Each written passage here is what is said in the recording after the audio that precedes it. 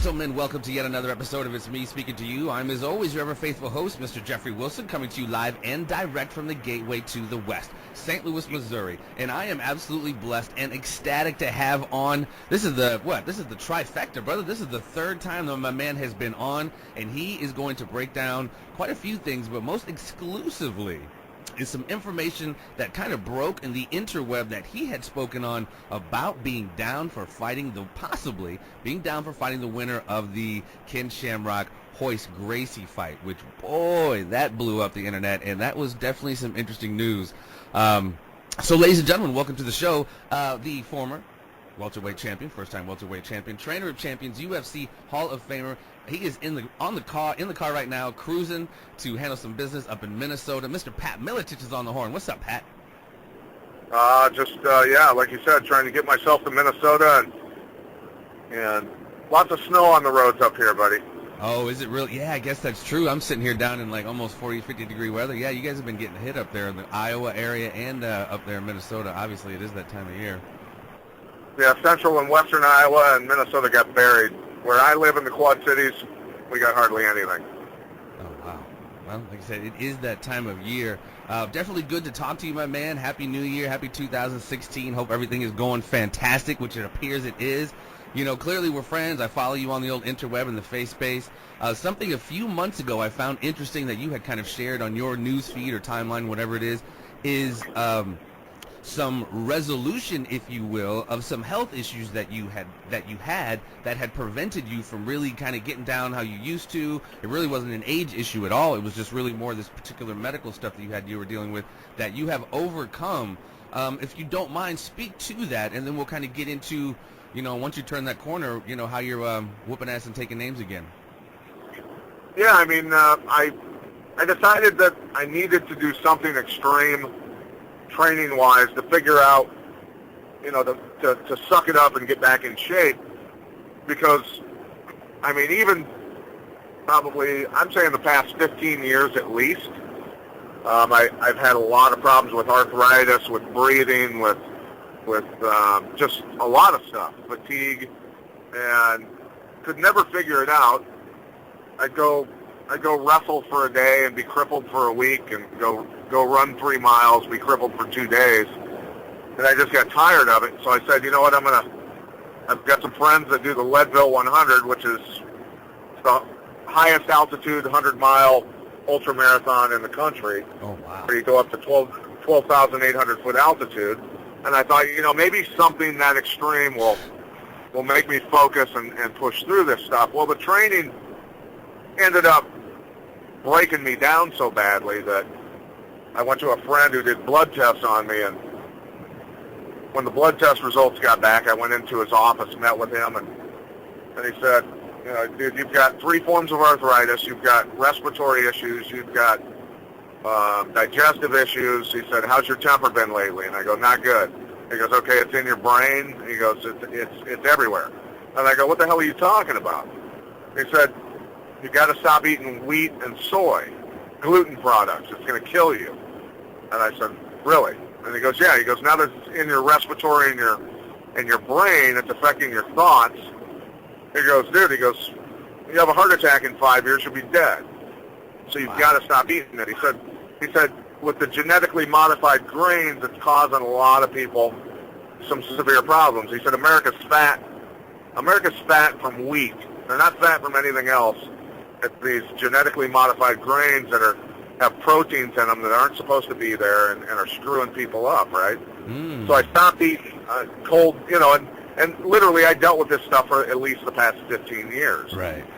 And so I stopped eating gluten literally that day, cold turkey. And a week later I had no symptoms besides the breathing. I still have some breathing issues when I'm training, but everything else, the arthritis, 3 forms of arthritis, everything's gone. Wow. So I've been able to, you know, I'm up to running, you know, I'm in the up above 20-mile range when I train running-wise. We ran stadium stairs this morning, getting up at 4 o'clock every morning, training at 4:45, running stadium stairs. And these people, dude, I'm telling you, the people I train with are so impressive. And there's guys, there's there's women, people from above 50 into their 40s that are absolute machines, and it's been a good thing that's happened to me. Well, yeah, absolutely, man. That sounds like that's some game-changing stuff. So when you say you cut out gluten, I mean, it sounds like it's quite ubiquitous. It sounds like all of that GMO type stuff you're talking about is a little bit of everywhere, and not even just really the wheat, even the corn. Like and you definitely kind of avoid the corn. The corn doesn't affect me because they say the difference is the yellow corn is where that's at, not the white corn. So you're like, if you go to a Mexican restaurant and get corn tortillas that are white, you don't have a problem with it. Okay. Good to know. So that's something. But any wheat product, any soy, like soy sauce, soy is soy oil, soy this, soy that. There's soy and wheat in literally everything that we eat, from mayonnaise to salad dressings to hot dogs, processed meats, things like that. So you just have to be careful. You have to read labels, pay attention, and not eat that stuff. But after I posted what was happening to me online, I mean, I had a lot of parents who would contact me and tell me, my child had attention deficit disorder, or my child had full-blown autism, and we took them off all gluten, and literally 2 months later they were perfectly normal and never needed medication again. Wow. So it's stuff that people don't talk about. Sure. And that's when it happens to you personally, you realize that the food pyramid is a complete lie. Yeah. That eating whole grain breads and things like that is not good for you. So my wife looked at me and what happened to me. Dude, I went from 220 pounds. I'm 183, 84 pounds today.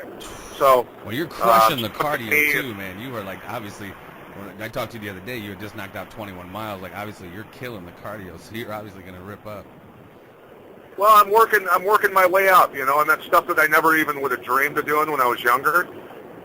So it's nice to be able to go run 21 miles and wake up the next day and not be crippled. Right. I'm a little, I might be a little sore, but I'm not bad. Right. And I'll do a recovery. Like last Sunday, we did a recovery run with a ton of hills.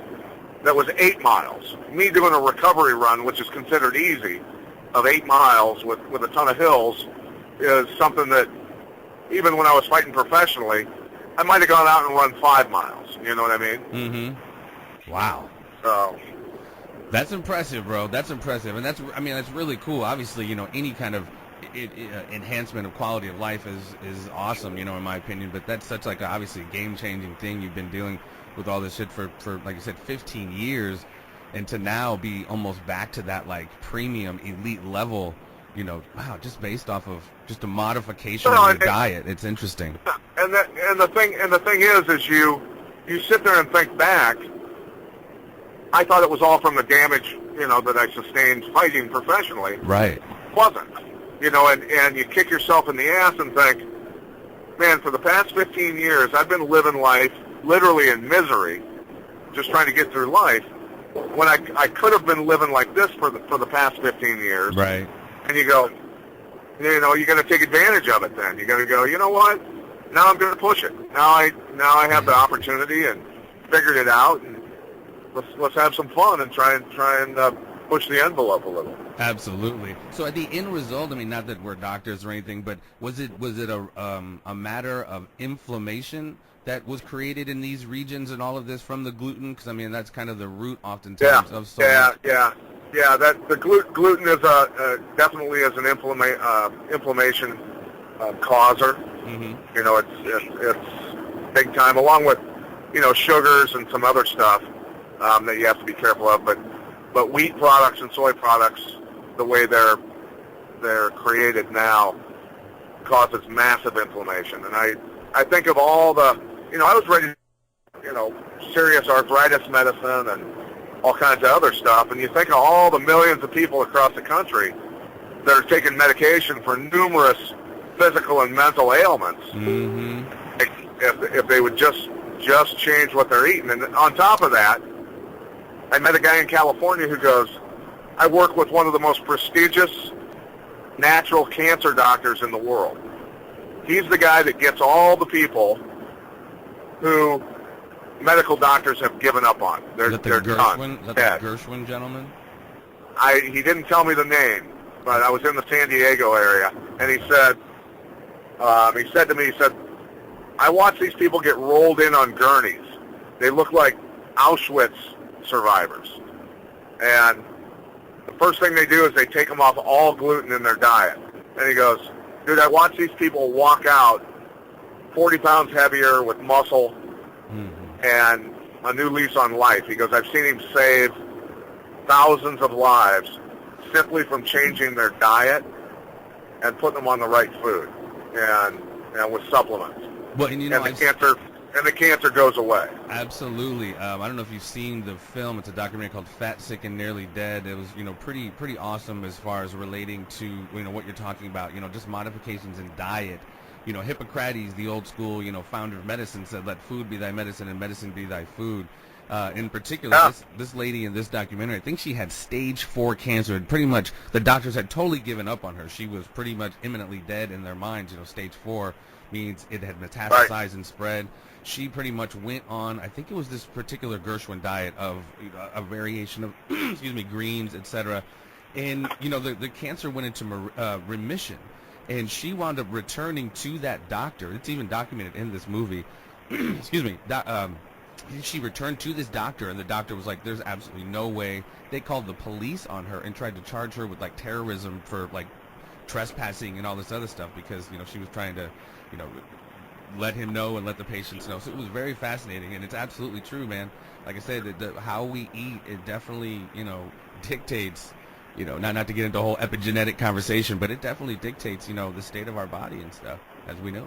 Yeah, people need to wake up and nobody in the pharmaceutical industry is going to make any money off healthy citizens, right? Yeah, absolutely. That's a huge part of it that people need to wake up to. And that's, such a huge killer, man, pharmaceutical, the side effects. I mean, it's just, that's a whole nother conversation. But yeah, man, I'm so stoked, man. I'm absolutely stoked that this has happened to you, man. And obviously, like I said, it's changed the quality of your life so much to the point, bro, where you were willing to make a statement to the world in regards to possibly, folks, taking on the winner of Ken Shamrock, Royce Gracie. What motivated you to do that? Is it are you really feeling? Obviously, you're feeling that good? What made you think to say that, Pat? And are you really possibly gonna take that on? Well, I saw on the internet that Scott Coker had said that I contacted him. I texted him before that interview, long before that. I didn't even know I was going to be interviewing Ken for that. I didn't know Ken was even going to be there. But I heard about Ken and Royce fighting each other, and I thought, you know what? I'm feeling so damn good right now that, I'll send Scott a message. I've always respected Scott, got along with him well, and I said, hey, I'm feeling really good. I'm in better shape now than I have been in, probably, I don't know when. I'm in really good shape. I know I can fight 25 minutes. Let's put it that way. And I want the winner of Ken and Royce. And he said, Pat, I don't even know. He goes, this is a single fight deal with these guys. I don't even know if they want to fight after this. And I said, well, I'm just, planting the seed, let you know that I'm willing to do it and take on the winner. And so, yeah, when we did the interview, I told my producer and I told the director, I said, I'm gonna pop the question. I'm gonna have fun with it. I'm gonna inform Ken beforehand that I'm gonna mess with him, but I'm being for real. And so I had to throw a little comedy into it with the Geritol posse because look, we're not spring chickens anymore. But I'm for real. I'll fight either one of them, and I think I'll beat either one of them. Strong words from a strong man. That's awesome, dude. I mean, that is fantastic. That's obviously, that's one of those, it's quite inspirational. Let's just put it that way. A lot of people think, just because they get to a certain age and they wake up feeling a little stiff, like, they just throw in the towel. Like, I appreciate you just, like, taking it to a whole nother level. You're not old, brother, by any stretch of the imagination. So it's cool to see you being willing to throw your hat into such a, it is a young man's sport. Don't, whatever. Not to say you're not young or whatever. You know what I mean? Just to throw your hat in there, brother. It's okay. Jeff, in broadcasting, they tell you never go down a road you can't get yourself back out of. Well, I didn't want to say, you're obviously a young man still, relatively speaking. You know what I mean? Walk into an old person's home, you walk out there feeling spry. We all would. You know what I mean? But my point is, obviously, these guys who are fighting nowadays are not, they're 20-some years old. So, but you're still obviously a beast, man. So it's really cool to see you getting down like this, man. Who would you prefer, man? Do you have a preference of the two? Or you want to? Who do you prefer? Well, here's the thing. By the time this race rolls around in August, I'm probably going to be 175 pounds. I'll have to put weight back on. I'll have to recover from the race. It takes a while to recover from when you're not an ultra-marathon world-class guy that does this stuff regularly. It takes time to recover from. I mean, the guys that I know that I'm training with, you realize it's going to take you literally like a month to even recover from what you're about to do to yourself. Exactly. So, it's going to take time, which is fine. Do I want to put a bunch of weight on to fight Ken? I will. But do I want to go up to 200, 205, 210 pounds and bloated and slow? I will, like I said, but I would much rather prefer to stay lean and light and fight Royce. Mm-hmm. So, and depending on how that fight goes, I mean, Ken's known, obviously, lately for gassing. Mm-hmm. He's very explosive. He's a very strong guy. Come out and drop bombs on you and put it on you early, but fades. Where Royce is probably a guy that's going to be able to survive a grind for a while. Mm-hmm. So on how that fight plays out, whose game plan works is who I would end up getting matched up with. I don't overall really care, but Royce seems like a more sensible fight for me, just simply because I can stay my natural weight. Yeah, I didn't even think about that part of it, but yeah, that would be definitely closer to where you're at right now. And I would honestly like to see that fight up, that matchup myself. I see it definitely being a good. I think that'd be a better matchup, just to see like the jiu-jitsu. I don't know. I think Ken, like I said, now is a little more one-dimensional. Last thing to go is the power and the punching power. I think he probably still has that. I'm not sure how good all the other implements he has are, but either one I definitely pay to see, bro. Jeff, quit being a Gracie jock rider. Yeah, that's not at all, man. I'm just saying. I think Gracie's gonna get him myself. I think like he's. I don't know. Who do you see? Who do you see winning? I see it going the distance, dude. I don't see either one of them finishing the other one. I honestly don't. Really? I have no idea. It'll go to a decision, and we'll let the cards fall where they may. But I don't. I think Royce can survive the beating and tie him up on the ground, and probably be looking for a ton of submissions. Ken's very tough to submit. He's got a lot of knowledge in that world. So, and Ken's big right now, man. He's saw that. Big. I saw that. But like I said, I see him gassing and not being able to defend. And I think Royce possibly being the better condition of the two will lay a submission on him. But of course, that's my humble opinion, having had 0 fights in the octagon. So. That's all right, buddy. You can be an educated observer. That's exactly what I am. No one's punching me in the face, brother. I do have a question here from Facebook, though. A gentleman by the name of Jason Chaos, if you don't mind taking a question online here. Jason Chaos says he's trained some of the best fighters in the world, Robbie Lawler being one of my favorites. I have a couple of questions. One, how does he think about the training now, and that the training he did for fights is different, and how? And second, who do you think is the best pound for pound fighter right now? first off, I would say that different gyms train different ways, different mentalities. You know, Midwest mentality when I was coaching for 20 years was, you know, go hard, technique in the morning, strength and conditioning in the morning also, and then at night it was, you know, fight speed training, pad up, 16-ounce gloves, headgear, shin pads, make sure that you're as protected as possible, but go hard. Hard takedown practices, hard grappling practices, because your technique work and conditioning was done in the morning.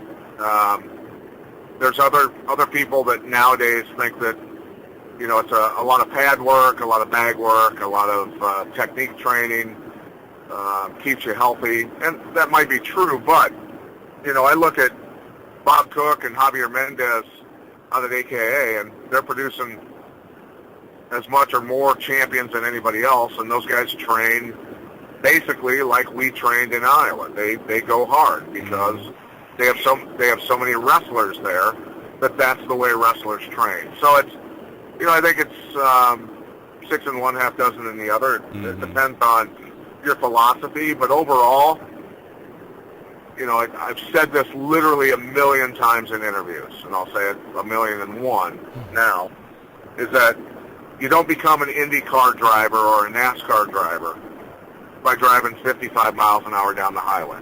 You got to get in a race car, and you got to bounce off walls, and you got to bounce off other cars, and you've got to go fast.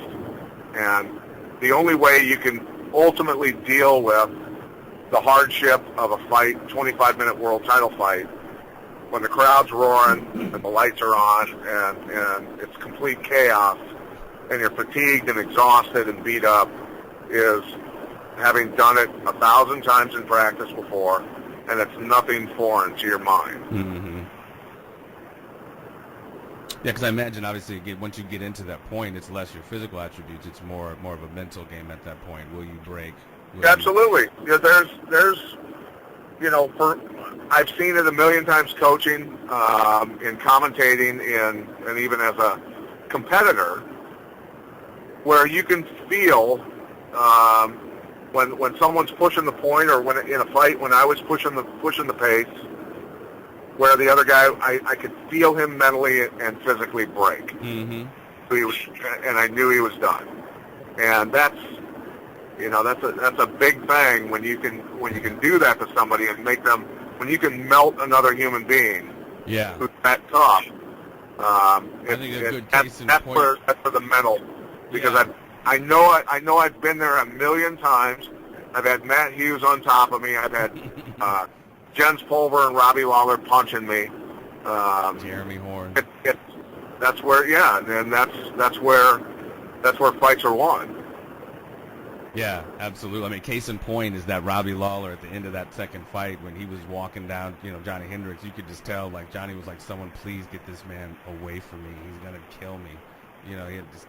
Johnny Hendricks is a bad dude. Exactly. Johnny Hendricks was scared of Robbie. Say that again. You broke up a little bit. I'm saying Robbie, while walking toward him, you could see Johnny Hendricks is a scary dude. And Johnny was visibly scared of Robbie Lawler. Yeah. I mean, that was some scary shit, because Robbie was ready to go another freaking 25 minutes, you could tell. Yeah, when you're a badass and you're scared of somebody else, right? you know you're dealing with a bad boy. Yeah. Yeah, that was literally the moment I knew Robbie was scared, but that was literally the moment, you know, I know, like you said, Johnny Hendricks was the champ and is a bad man. To see him be like, his eyes were like wide open, like he was, you know, for his life scared. But, you know, Robbie obviously is a, you know, a beast, man, a beast. And that fight with Carlos Condit was absolutely amazing. Yeah. No, Carlos was a huge fight. Carlos is probably the most dangerous fight for anyone, including Rob Lawler, in that division. If Carlos retires, I'd be heartbroken, because that guy is so talented, and that I'd hate to see that. Yeah, he was teasing it, but, you know, that's a hard time to say something. You know, you're in the emotions of, you know, just having gone through a war, So that's probably not the best time to make a declaration like that, but who knows? We'll see if he sticks to his guns there. And this weekend, sir, there was quite an awesome card highlighted by it was supposed to be the Fabricio Verdun-Cain Velasquez match, but they both pulled out, making the main event Stephen Wonderboy Thompson and Johny Big Rig Hendricks. Man, was that a fight, man. I'm obviously impressed with both those guys, Johny Hendricks being the former welterweight champion. I don't know if you said you had a chance to see it yet. It was a very, very impressive performance. Following that up, he didn't necessarily demand, but kind of requests, if you will, because he's such a nice guy, a possible title shot. I don't know if Robbie is going to go into the rematch with Carlos Condit. What are your thoughts on Stephen Wonderboy Thompson in general, and what are your thoughts on that possible matchup between him and our boy, the current welterweight champion, Mr. Robbie Lawler? Well, I think Thompson's obviously, he's had a heck of a winning streak. Is he at 6 in a row now or something like that? Yeah, I'm not sure what exactly it is. Yeah, it is. Yeah, it is 6, yep. Yeah, he's been on quite a streak. So, I mean, that's pretty legitimate, obviously, and putting it on Johny Hendricks like he did, that certainly gives him more credibility to be able to make the call out and things like that. So, hey, if they were to go with him, great. Mm-hmm. Carlos Condit's a very dangerous fight. He proves that every time he fights somebody. I was very nervous for Rob in that matchup, and I'm certainly more nervous for Rob against Carlos Condit than I am in terms of him fighting Thompson, simply because Thompson's, when I look at him fighting Hendricks, I think that Hendricks has never seen a guy do karate before. Mm-hmm. He has no clue about karate. Karate can be very dangerous if you don't know what you're doing with it, and you haven't seen it before. Rob's a guy that's done traditional martial arts, so he's seen a lot of that stuff. Mm-hmm. He's seen pretty much all of it. Okay. But he'll be able to cope with that stuff a lot easier, I believe. Where Carlos Condit's just dangerous everywhere, period. Yeah. Dangerous on the ground, dangerous standing. And so that's, just a tougher fight in my mind. If they give Rob Thompson, I that's fine with me, because I think that's an easier fight than Carlos Condit.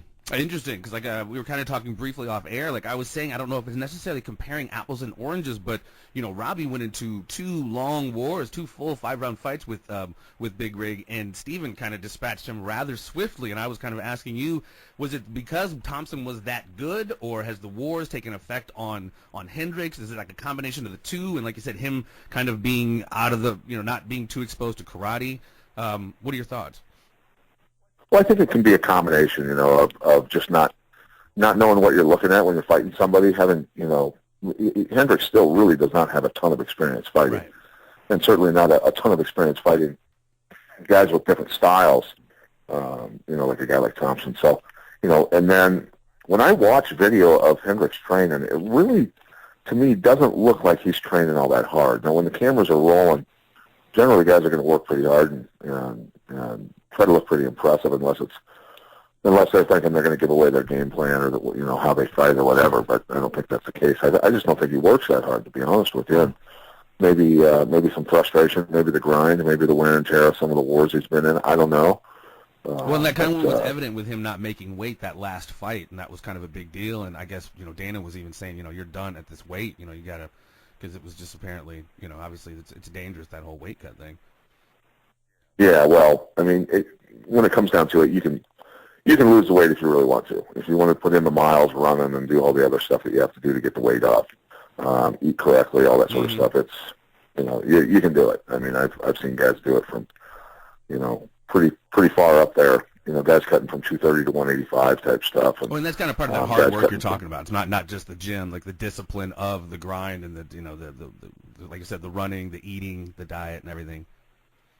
Right. And, who knows? Maybe it came so easy for Hendricks early on where he was blasting people that maybe he was getting away with stuff that on athletic ability and just sheer toughness. Who knows? But also you got to think about an entire life of cutting weight and wrestling could be taking a toll on him mentally also, because I know that as my career went on, cutting weight from the time I was in, I think, 7th grade all the way through high school into college and then professional fighting, kickboxing, boxing, and MMA. Trust me, man, towards the end, I was not digging it. I was not digging it at all. Yeah, that's always, they say, some rough stuff, man. Pretty dangerous stuff, but it's part of it, man. It's the nature of the beast. It has to be done. Yeah, I'll be anxious to see how that shakes out, man. Like I said, I'll be definitely down to see Robbie fight Carlos again, but I would definitely be also anxious to see that matchup between him and Thompson. Two, really different styles. Like I said, Robbie's about as, clearly he's the champ. He's about as well-rounded as you can get, but definitely anxious to peep that one out. Well, yeah, kind of moving on, my man. This is obviously 2016. We have a presidential election year going on. I guess that's what you want to call it. I kind of liken it to like some WWE, and I clearly want to get your thoughts on it. We have it's a really weird kind of bizarro world. The paradigm of politics has changed so much, and Donald Trump of all people, he was he had that reality show, The Apprentice, and now he could potentially be president.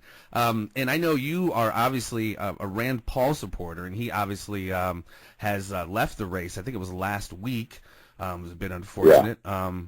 So what are your thoughts overall on this presidential race coming up, both sides? But before you get into it, I guess I kind of say my little piece, and I'll, of course, give you the floor. Anymore, it's like politics is so, everyone kind of discusses right, left, and I know there's a lot of issues that, kind of political footballs that can get kicked around in that right-left conversation. But it seems to me, and I've thought this for a very long time, sir, and I guess your thoughts, I think none of us are monolithically all conservative, all liberal. I think we're, most people on average, I think are a little mix of the two.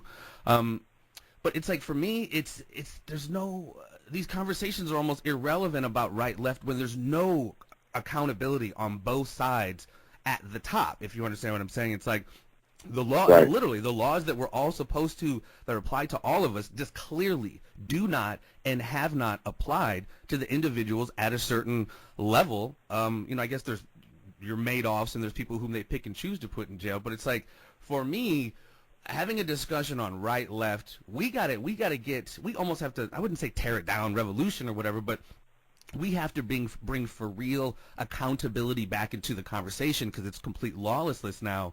And the real substantive issues almost become irrelevant because like I said, they almost become political footballs. What are your thoughts on? It's like two sides of the same coin, kind of. What are your thoughts on the race? Kind of what I spoke on, and are there really any solutions? It's really tough because Jeff, it's a situation where a guy like Rand Paul comes out and basically does his best to tell the truth about what's really going on in Washington, D.C. And, the media ignores him on purpose. And, then other guys that are at least closer to Rand Paul in terms of constitutional thought and process, are attacked by the media and discredited in any way, shape, or form that they can. And it is what it is. The machine doesn't want to give up, doesn't want to let go of the power that they have. And, it's a huge web of power.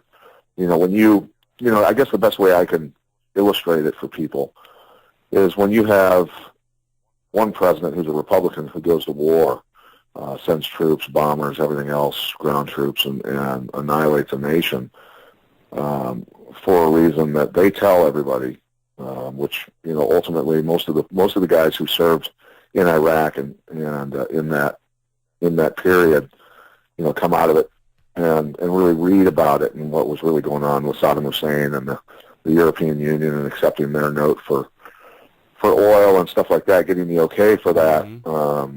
And then now you've got a president who's far left, who's arming the most extreme people on the planet, who are rampaging across the Middle East and North Africa, butchering people left and right and trying to overthrow dictators. They were successful with that program in Libya and getting Gaddafi killed, who was, like we talked about before, wanted gold for his oil. And part of that point, and this is again my humble opinion, this is one of those like two sides of the same coin. I think absolutely you are correct. Not just the Obama administration, but the United States government is now and has, even in previous administrations, dating back to obviously the 80s, have funded and armed this radical movement to kind of destabilize and do what they do, dating back to the Mujahideen and the Soviet Union and the Afghanistan. So it's like, I think there's enough blame on that side to go on both sides. That's why I say when we get in this conversation absolutely. Of right and left. But here's where I have a problem though,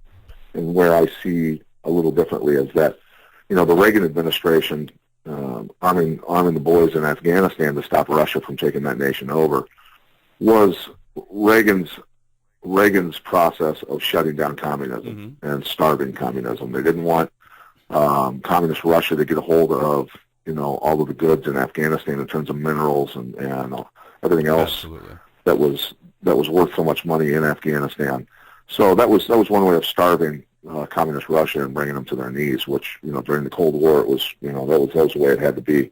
But now it's all about the bankers. It's all about the bankers, and with Assad not allowing the central bank into his country. So what it means to me is, what the point I'm trying to get to is that the leaders of our nations and the leaders of Western nations are not the leaders of their nations. It's the people in the Trilateral Commission and Council on Foreign Relations and the UN and all these people that are ultimately making the decisions, along with the global bankers.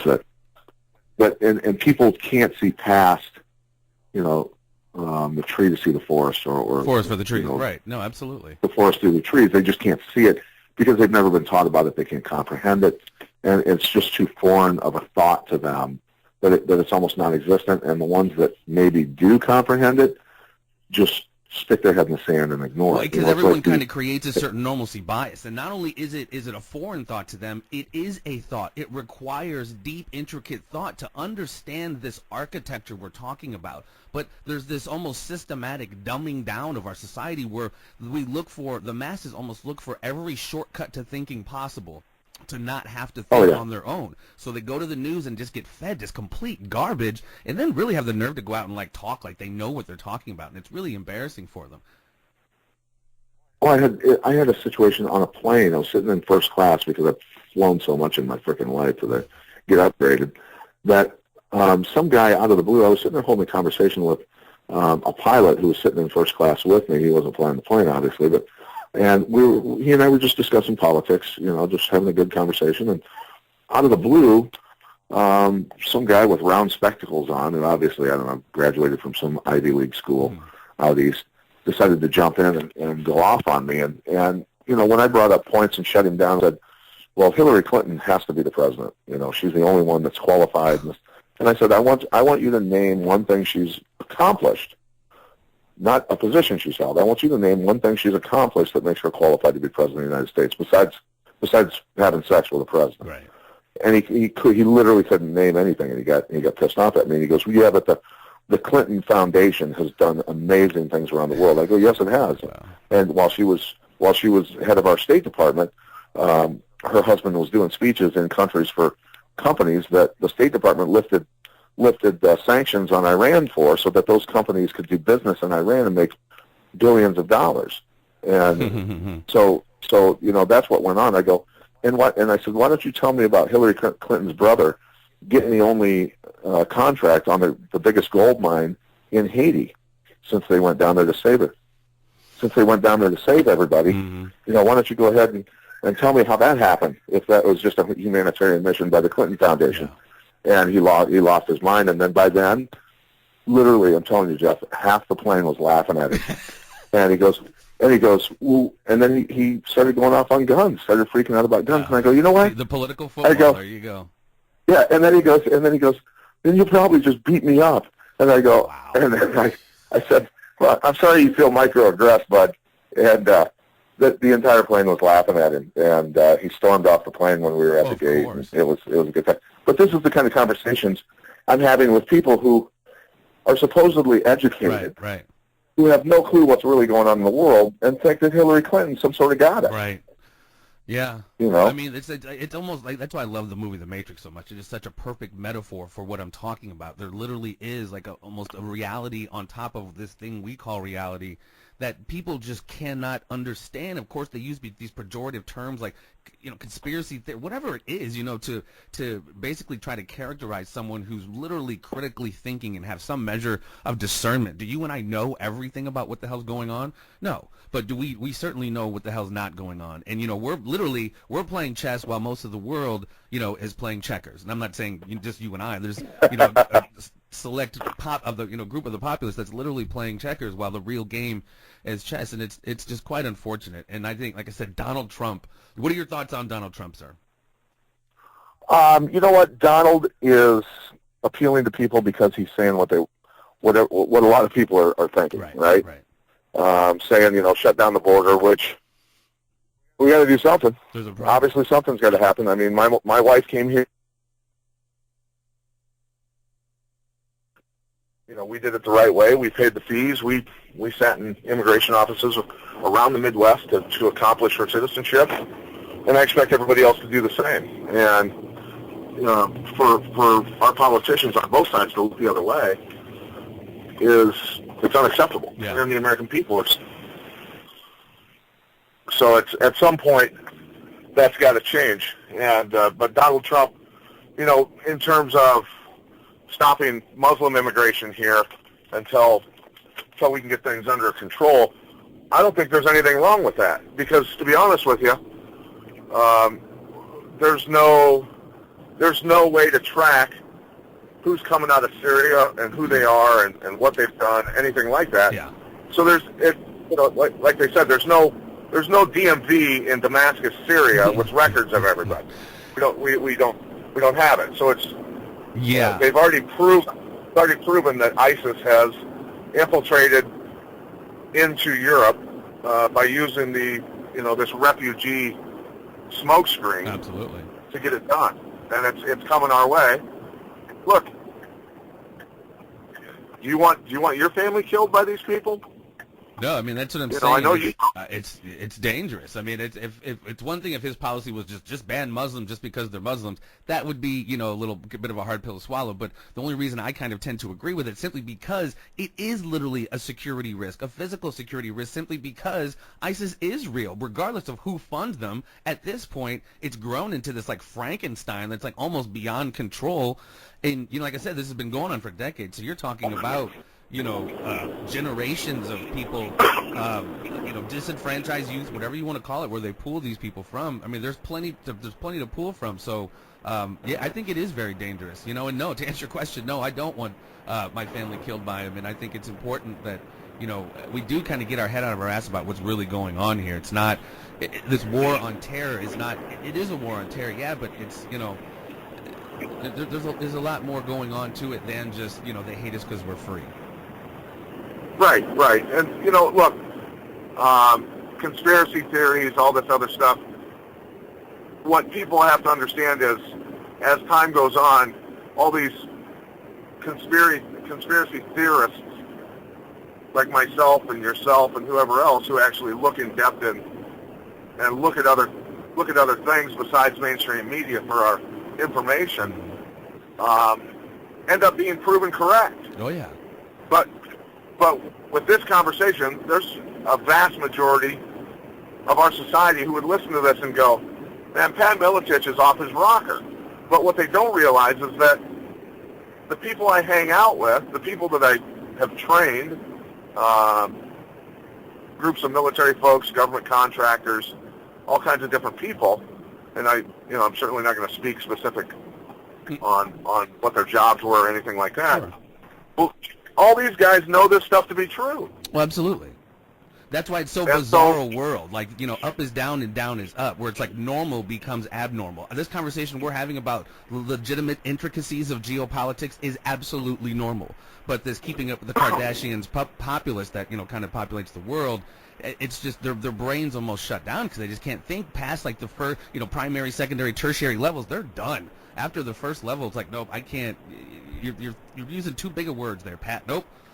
I can't go there with you. So it's unfortunate because you're right. We do wind up getting proven right. And anymore, 15, 20 years ago, conspiracy theorists really were kind of had a negative connotation. But now with the information and the internet out there and everyone really kind of catching on, fortunately or unfortunately, it's becoming more mainstream. People are starting to get it.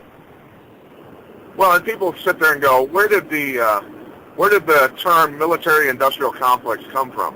Well, it came from one of our presidents in his departing speech warning the world about the military-industrial complex, Eisenhower, who said you need to pay attention to this stuff because this is not going to be good, folks. This is going to be really bad. And it was definitely prophetic because, 3 years later, the president of the country is essentially assassinated by that very military-industrial complex. In a couple days, I have on an author who's been around for a long time, has written several books on the subject on the Kennedy assassination. His name is Dan Moldea. he pretty much, his assertions are that it was essentially the mafia. And similar to this conversation, like, he just stops at a certain level when there's just so much other information out there pointing to, you know, that it goes beyond that. So it's just, that really, yeah, so it's just, you know, people just got to kind of start thinking a little bit, man. And, yeah, but the presidential race is, it's a zoo. The fans are flamed by the media. It's garbage. It's disturbing. Once Rand was out, I haven't really looked and thought about anybody being better than another at this point. Ted Cruz and Rubio. I think Donald Trump are obviously going to be. Oh, yeah. And Rubio, you got to sit there and think. Rubio had a meeting with a guy who was a former Marine who was one of the head guys of ICE. And Rubio said, we'll give you what you need. We'll supply you with extra manpower, with machinery, with surveillance. We'll do whatever we can. When he and the Gang of Eight with Schumer were writing that immigration law. And I tell you what, man, that ICE officer was in the press conference when they were announcing that, and Rubio got picked as the front guy, as a Republican, to push this garbage immigration bill through, basically for amnesty. And that ICE officer was saying, can I ask a question? And Schumer and Rubio and all those guys were looking right at him, wouldn't answer his questions, and then had Capitol Police escort him out of the room. Oh, wow. Because they didn't want that guy. They didn't want that guy exposing them for what they were really doing. So Rubio, look, I've had good conversations with Marco Rubio. He's a very, very intelligent guy, but that guy's controlled by people who would love amnesty, who would love millions of people flooding in here, almost open border situations. And so, in my mind, Rubio cannot win. I'm not a Rubio backer at all. And the only guys that I'm going to support are people who are truly for sovereignty of this, because we're fighting tooth and nail right now for our sovereignty. And, in my mind, the stock market was having all kinds of problems today, Jeff. When does that thing collapse? When does the American dollar no longer stay as the global currency? And then what happens to our country? And what with all the talk of people being pushed away from cash to digital currency, once that happens, once you switch to a digital currency globally, we're done, buddy. There's nothing the citizens can do then. And it's becoming more and more the trend. Credits everywhere. I even saw a video of some lady putting, a chip into her hand just to, get into her office, corporate office better. I mean, it's like definitely this technocracy is, it's everywhere. The ubiquitous phones. Yeah, I mean, it's becoming definitely a part of our lives where it's like, I think it's possible, man. I think physical currency could go by the wayside and it all be digital, and that definitely is a harbinger of definitely bad things. And then what? You have a chip implanted in your skin where you scan it at stores to pay for your stuff. You scan it at home. You scan it at home to get your welfare and Section 8 or paycheck or whatever, and all of it can be tracked. They can take as much as they want. Nothing you can do about it. I tell you what, man, you talk about some freaky stuff. This is Brave New World. Brave New World. It was written a long time ago, but it's definitely becoming a reality, my friend. Man, so when the monetary system falls, that's when the citizens have to go, no, you're not doing it. Well, because they definitely can't do another one of them bailouts, because we're still hurting from that, man. Yeah, you can't. They're not doing any more, much more QE with that sort of stuff. QE is about run its quantitative easing. Yeah, you should check the movie The Big Short, man. It really goes into this and how it was. I think there's a little more to it, obviously. But it's definitely a good flick, man, because this guy pretty much called it out, the whole mortgage crisis, like a few years beforehand, and it's a very interesting plot, man. You should definitely check it out. I will do that, buddy. The Big Short. Well, I don't want to keep you too much longer, man. It sounds like you're driving. I don't want to endanger your life, getting you all heated in a political conversation, my friend. It has been absolutely my pleasure. Keep us abreast on, man, you've been running 20 miles in the middle of the night, 2, 3 a.m., dude. You are an absolute inspiration and a beast. And wherever it goes down, if it goes down, my friend, me and my bro, Lance Wilson, let me turn this off. I don't know why that just came on. Will be at the fight, my friend, having your back, brother. It has been my pleasure once again. All right, man. Thank you, Jeffrey. I appreciate it. All right, man. You take care of yourself. This has been UFC Hall of Famer Pat Miletich. You guys stay tuned, ladies and gentlemen. Peace. Thank you for listening to It's Me Speaking to You. Please spread the word and subscribe to the YouTube channel and stay tuned for more conversations with a variety of guests on a variety of subjects.